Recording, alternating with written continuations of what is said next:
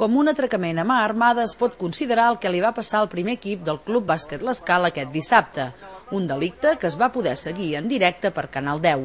Les imatges corresponen als 5 minuts de la pròrroga, quan es va fer més evident que un dels àrbitres tenia clar que els escalencs no podien guanyar de cap de les maneres. Faltes personals increïbles i no pitades en un costat de camp i d'altres inexistents i sí sancionades a l'altre, fins a 10 segons a l'ampolla dels pívots visitants, passes mal assenyalades, en fi, que era impossible guanyar, provocant la indignació de Cano, l'entrenador local, i del públic, que va escridassar intensament al col·legiat. El rival era el Vic, segon classificat de la categoria, que no va demostrar en cap moment per què és en aquesta posició. Una primera part dolenta de l'Escala semblava que decidia el partit, però una reacció contundent al tercer i quart temps posava per davant els escalencs arribant a la pròrroga. Aquí, des de la primera jugada, va quedar clar qui manava i qui havia de guanyar.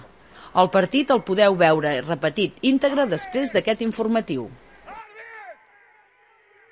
Aquests són els resultats del cap de setmana en futbol. Només un partit, el que jugava l'equip de veterans, Nin Sistemes l'Escala 1, veterans de Monells 2.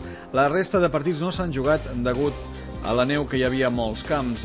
Ja en bàsquet, comencem per l'equip sènior A, l'Escala 107, Vic 110, sènior B, l'Escala 74, Olot 64, sènior femení, l'Escala 67, quart 57.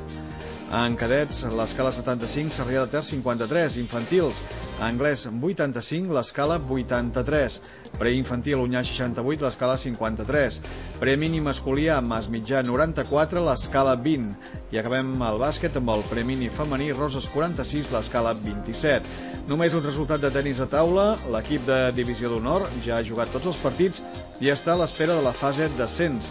Jugava el primera provincial, Ser l'Escala 1, Tramuntana 4, últim partit de la temporada, i l'equip de segona provincial, que també ha acabat